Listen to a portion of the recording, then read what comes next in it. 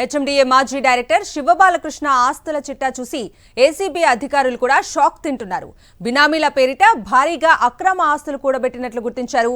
బినామీలు hand ఇవ్వకుండా వాళ్లకు విలువైన వస్తువులను కూడా బాలకృష్ణ గిఫ్ట్ గా ఇచ్చినట్లు ఏసీబీ అధికారులు దర్యాప్తులో తెలుసుకున్నారు.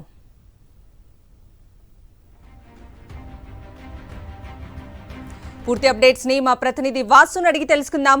వాసు, కవిత, హెచ్ఎండిఏ మాజీ డైరెక్టర్ శివబాలకృష్ణ బినామీలకు సంబంధించినటువంటి ఆస్తులపైన ఏసీబీ విచారించింది. ఏసీబీ కార్యాలయంలో బినామీలకు ఇప్పటికే పలువురికి నోటీసులు జారీ చేసి పిలిచి విచారిస్తుంది.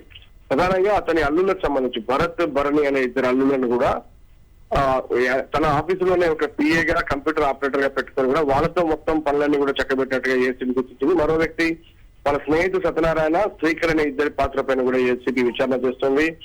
మరో బినామీకి సంబంధించి ప్రమోద్ కుమార్ ను సైతం ఒక రియల్ ఎస్టేట్ కంపెనీలో ఉద్యోగిగా పెట్టి అక్కడ ఆస్తులు పెట్టుబడిగా పెట్టి కూడా అనేక పర్మిషన్లు ఇప్పించి కోట్లు కొల్లగొట్టారని కూడా ప్రస్తుతం ఏసీబీ గుర్తించింది. శివబాలకృష్ణ ఆర్థిక లావాదేవీలు మొత్తం చూసినటువంటి సోదరుడు నవీన్ కూడా ఇప్పటికే అరెస్ట్ అయ్యి చెంచల్గూడ జైల్లో ఉన్నారు. అతని బెయిల్ పిటిషన్ పై ఈ రోజు నాంపల్లి కోర్టులో విచారణ జరగాల్సి ఉంది.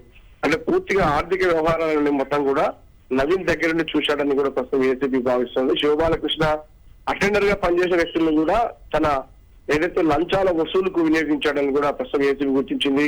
ఎవరైతే అటెండర్ హబీబ్ తో పాటు డ్రైవర్ గా పనిచేస్తున్న గోపీలకు సంబంధించి ఎవరైతే డబ్బులు ఇస్తారో వాళ్ళ దగ్గర నుంచి వసూళ్లకు సంబంధించి వీళ్ళిద్దరిని ఎరగా వేసుకొని కూడా నడిపాడు. ఈ వ్యవహారానికి సంబంధించి ఇద్దరు కూడా పెద్ద ఎత్తున గిఫ్ట్ కూడా ఇచ్చాడు.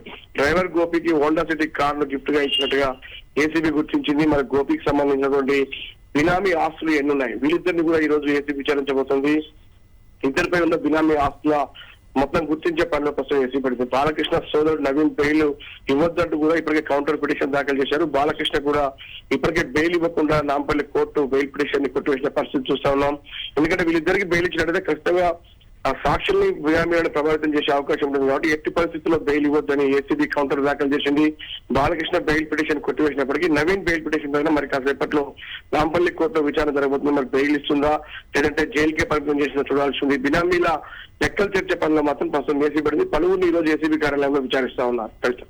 Right Vasu, thank you for the updates.